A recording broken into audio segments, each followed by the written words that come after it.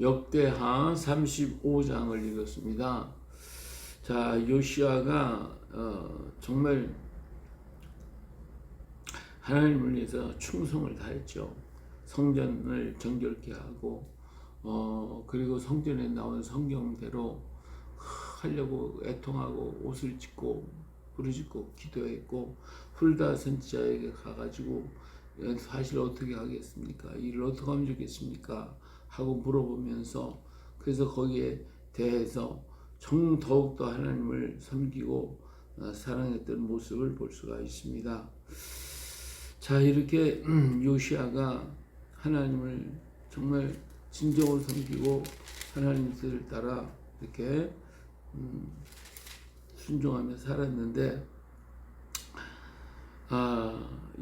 요시아가 예루살렘에서 여호와의 유월절을 지켜 첫째 달 14째 날에 유월절 어린양을 잡았다 그랬죠. 요시아 때에 아주 엄격한 요시아 왕 18년에 왕이 된 18년에 유월절을 지키기 시작을 해요. 어마어마한 그 유월절을 지켰어요. 대대적으로. 오늘 35장에 있는 말씀은 그 유월절 지킨 것에 대해서 얘기를 하고 있습니다. 그러니까 요시아가 왕이 된 지 18년째 됐네. 8세 8살에 왕이 돼가지고 18년이 됐으니까 26살이 되네요. 26살에 그는 왕으로서 처음으로 유월절을 지키는 행사를 하게 되는데 엄청난 역사를 이루게 된 것을 볼 수가 있습니다. 그 유월절에 모인 무리들을 위해서 자기의 소유 양떼 중에서 어린 양과 어린 염소 3만 마리, 수소 3천 마리를 유월절 제물로 줬다. 다시 말하면 그 백성들이 전부 다 몰려오는데 그 사람들에게 먹을 수 있는 것을 이렇게 많이 주었다라고 하는 것이죠. 정말 대단한 그러한 큰 잔치를 하게 됩니다. 또 그뿐만 아니라 같이 왔던 레위살 그 방백들도 하나님 앞에 드렸는데 양 2,600마리, 수소 300마리 이걸 다 하나님께 드렸고요. 또 레위 사람의 우두머리들 곧 그의 형제들이 양 5,000마리, 수소 500마리를 주어가지고 유월절 제사로 드리도록 그렇게 했어요. 그래가지고 이들이 하나님 앞에 일주일 동안 7일 동안을 지켰고 또 이어서 무교절을 7일 동안 지켰던 것을 볼 수가 있죠. 유월절을 지키고 이어서 무교절을 7일 동안 지켰다. 그러니까 8일간을 지킨 것이 되겠네. 유월절 행사 다음 또 무교절이기 때문에 무교절 행사를 지키게 7일 동안 지켰던 것을 볼 수가 있습니다. 근데 이렇게 지킨 것은 사무엘 이후로 이스라엘 가운데 유월절 같이 지키지 못하였고, 그러니까 히스기야 왕 때도 이렇게 유월절을 대대로 지켜가지고 굉장히 큰 반향을 일으켰던 것처럼 이 요시야 왕 때에도 이와 같은 유월절을 하나님께 지킴으로 말미암아 정말 하나님께 영광을 돌리고 온 백성들이 기뻐하고 즐거워하며 그를 찬양할 수 있게 됐던 이 모든 역사를 볼 수가 있습니다.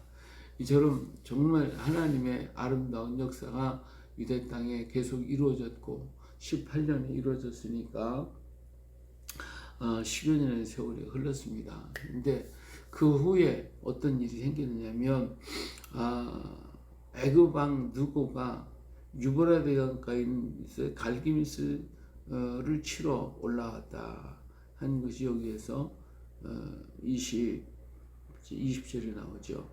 자, 제일 북방에 누가 있으면 아수르 나라가 있었고요. 저쪽 유브라데스강, 티그리스강 하류에 바벨론이 있었습니다. 이 바벨론 아주 오래부터 역사했던 나라였는데 아수르 세력에 의해서 점점 축소되었다가 다시 그들이 일어나서 아수르와 전쟁을 벌이게 됩니다. 자, 아수르가 망하게 되면 바벨론이 쳐들어와 가지고 그동안 아수르와 애굽은 서로 적대 관계를 가지고 있었지만, 그러나 아수르와 바벨론이 싸우게 되니까, 자, 아수르가 망하게 되면 바벨론이 이 애굽을 또 공격할 가능성이 얼마든지 있단 말이에요. 그러니까 이 아수르가 망하면 안 되기 때문에 아수르 사람들이 애굽에게 요청을 해갖고 이 애굽의 누구가 군사를 아수르 쪽에 보내가지고 바벨론과 갈기미스에서 전투를 벌이게 되어졌어요.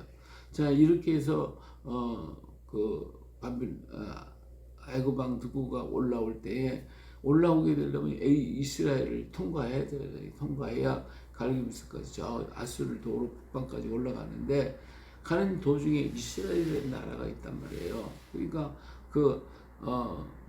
누구가 우리가 너하고 싸우려고 그러는 게 아니고, 이스라엘 유대와 싸우려고 하는 게 아니고, 우리는 아수르를 도와서 바벨론과 싸우기 위해서 올라간다. 그러니까 길을 좀 내달라 하는 얘기를 보내죠. 정말 옛날 임진왜란 때 일본이 우리 청나라 치겠다고 해가지고 올라가잖아요. 올라간다고 그래서 길을 내달라고 한 것 아닙니까? 저 명나라를 치겠다고. 그랬을 때 우리가 나가서 싸웠기 때문에 명나라가 지켜질 수 있었고, 나라가 그 대신 우리나라는 전쟁터가 됐죠. 명나라와 일본이 싸운다고 했는데 사실은 우리와 일본이 싸워서 우리나라는 초토화가 되어버렸어요. 똑같은 현상이 지금 일어나고 있는 거예요. 애굽의 누구가 아수르를 도와서 바벨론과 싸우겠다고 길을 내달라고 그러니까 요시야 왕이 안 된, 절대로 안 되지. 그래가지고 그 앞에서 이제는 전쟁을 하게 됐는데, 이것이 애굽과 이스라엘의 싸움이 되고 말았어요. 유다의 싸움이 되고 말았어요.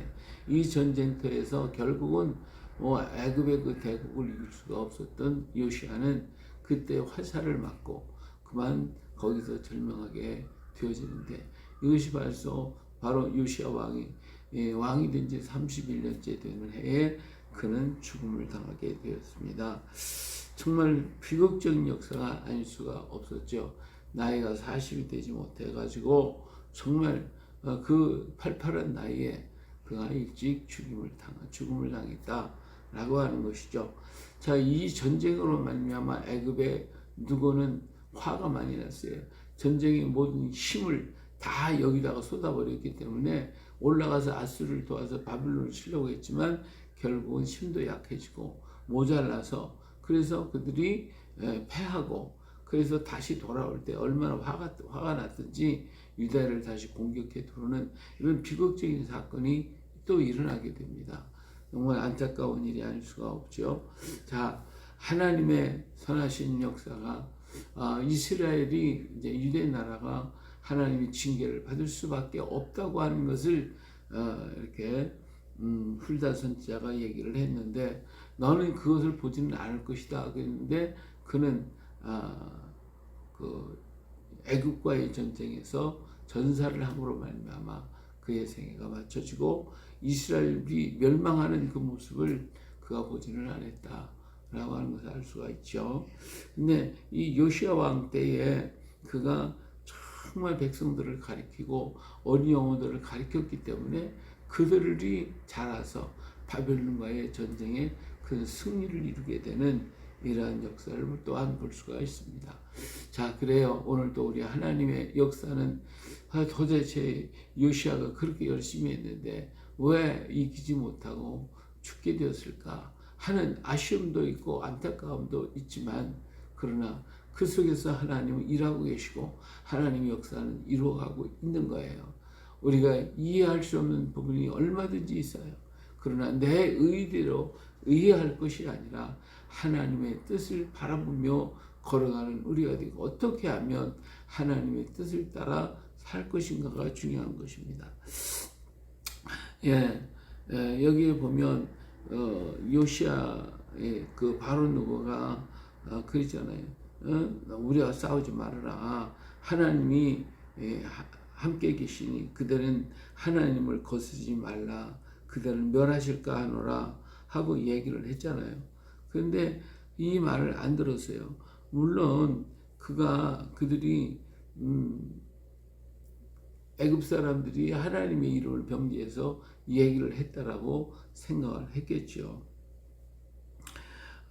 그러나 요시아가 이 일을 이것이 하나님께로 말미암았다라고 하는 것을 볼 수가 있어요. 그런데 요시아가 그것을 제대로 깨닫지 못했죠. 자, 여기서 보니까 그랬잖아요. 그가 오히려 변장하고 그와 싸우고자 하여 하나님의 입에서 나온 누구의 말을 듣지 아니하고 무기또 골짜기 이르러 싸울 때에 그랬어요. 자, 하나님의 말씀이 선지자를 통해서 이렇게 들려질 때도 있고 또 이렇게 바로 누구의 입을 통해서 저는 하나님과 상관이 없는 그런 사람들과 입을 통해서도 요시아에게 전달이 됐어요. 근데 어떤 때는 보면 이 아수르나 아람 사람들은 하나님의 입의 말씀이라고 하면서 거짓말도 하거든요. 그러니까 이걸 분별한다는 게 쉬운 일이 아니죠. 너무나도 참 어려운 일이에요. 오늘도 마찬가지예요. 우리 주위에 일어나는 많은 일들이 있기 때문에 이것이 하나님의 입에서 나올 말씀인지 거짓말인지 우리를 무너지게 하기 위해서 그러는 건지 이 구분이 안 될 때가 너무 많거든요.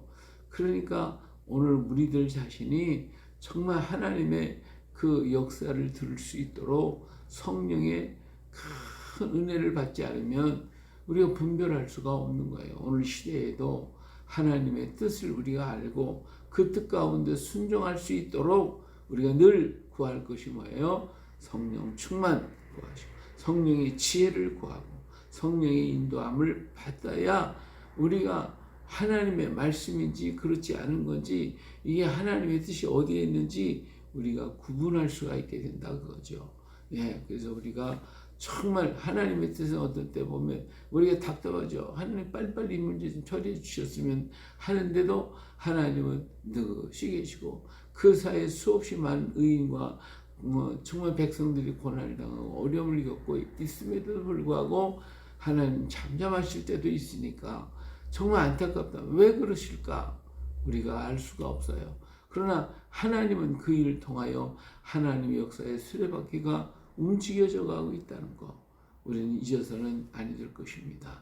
오늘도 우리가 하나님의 역사를 다 알지 못할지라도 하나님께 나의 모든 거 다 맡기고 하나님의 뜻을 따라 걸어갈 수 있도록 오늘 우리 자신을 주님 앞에 온전히 드리는 그래서 그 뜻을 이루어가는 오늘 우리 모두가 되시기를 예수님의 이름으로 축복합니다. 할렐루야.